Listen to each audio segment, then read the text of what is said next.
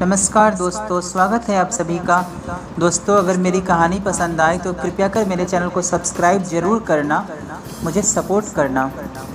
वर्धमान नामक शहर में एक बहुत ही कुशल व्यापारी रहता था, जो राजनीति में भी बहुत ही निपुण था। उसका नाम दंतिल था। राजा को उसकी क्षमताओं के बारे में पता था। राजा जानता था कि वह एक कुशल व्यक्ति है, जो हर काम बहुत ही अच्छे तरीके से करता है। इतना ही नहीं, वह राजा का विश्वास पात्र भी था, जिसके चलते राजा ने उसे उस राज्य का प्रशासक बना दिया। राजा पूरे देश का प्रशासक था और वह राज्य छोटा सा था, लेकिन दंतिल उसका निर्वहन बहुत ही अच्छे से कर रहा था। अपने कुशल तरीकों से व्यापारी दंतिल ने राजा और आम आदमी को बहुत खुश रखा हुआ था। उसका व्यवहार और कार्य करने का तरीका अद्भुत था। कुछ समय के बाद व्यापारी दंतिल ने अपनी लड़की का विवाह तय किया। इस संदर्भ में उसने एक बहुत बड़े भोज का आयोजन किया। इस भोज में उसने राज परिवार से लेकर प्रजा तक सभी लोगों को आमंत्रित किया। राजघराने का ही एक सेवक था, जो महल में झाड़ू लगाता था। वह सेवक बहुत ही चालाक था, चतुर था और निपुण भी था। वह भी इस भोज में शामिल हुआ, मगर गलती से वह एक ऐसी कुर्सी पर बैठ गया जो केवल राज परिवार के लिए ही रखी हुई थी। राज परिवार की कुर्सी पर उस सेवक को बैठा हुआ देखकर व्यापारी दंतिल को बहुत गुस्सा आ जाता है और वह सेवक को दुत्कार करके भरी महफिल से वहां से भगा दिया। सेवक को बहुत शर्मिंदगी महसूस हुई और उसने व्यापारी दंतिल को सबक सिखाने का प्रण कर लिया। अगले ही दिन सेवक राजा के कक्ष में जब झाड़ू लगा रहा था, तो वह राजा को अर्ध निद्रा में देखकर जानबूझकर बड़बड़ाता है। वह बोलने लगा, इस व्यापारी दंतिल की इतनी मजाल कि वह रानी के साथ दुर्व्यवहार करे। जब यह बात राजा के कानों में पड़ी तो उसकी नींद खुल गई और वह तुरंत उठकर बैठ गया। उसके बाद उसने सेवक से पूछा, क्या यह वाकई में सच है? क्या तुमने व्यापारी दंतिल को महारानी के साथ दुर्व्यवहार करते हुए देखा है? सेवक तुरंत राजा के चरण पकड़ लेता है और बोलता है, मुझे माफ़ कर दीजिए, मैं कल रात को सो नहीं पाया।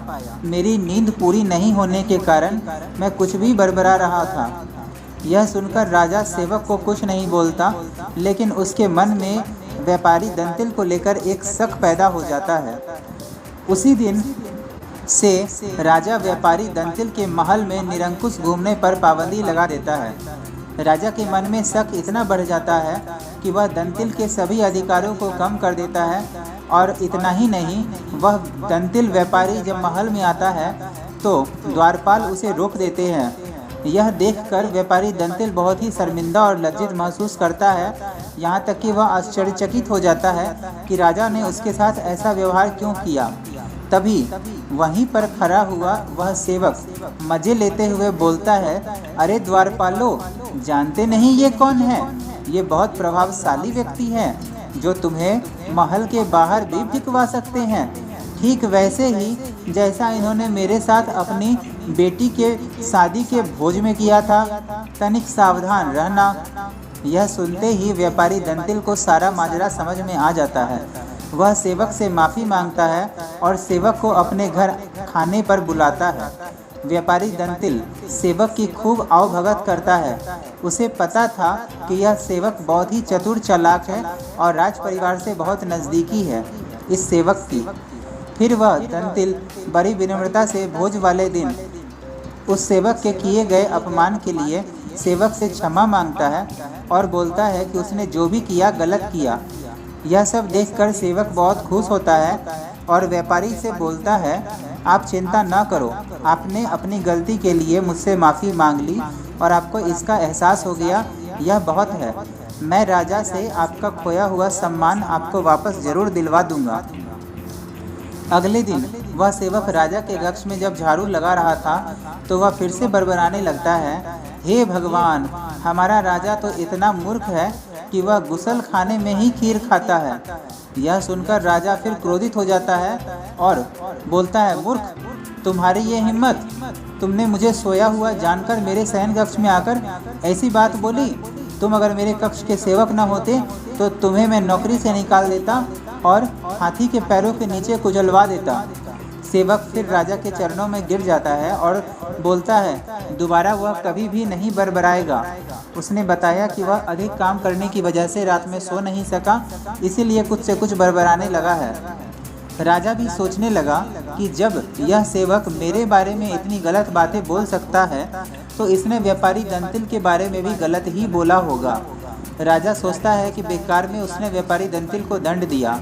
अगले ही दिन राजा उसके महल में बुलाता है। व्यापारी दंतिल जब वह वहाँ आता है तो राजा ने उसे उसकी खोई प्रतिष्ठा वापस दिला दी, उसके सारे अधिकार उसे वापस दे दिए एवं उसे महल में घूमने के लिए भी सारी पाबंदियों को हटा दिया। दोस्तों, इस कहानी से हमें सीख मिलती है कि व्यक्ति बड़ा हो या छोटा, हमें हर किसी के साथ समान भाव से ही पेश आना चाहिए। किसी के पैसे को देखकर न उसकी इज्जत करें और न ही किसी की विद्या को देखकर उसकी इज्जत करें।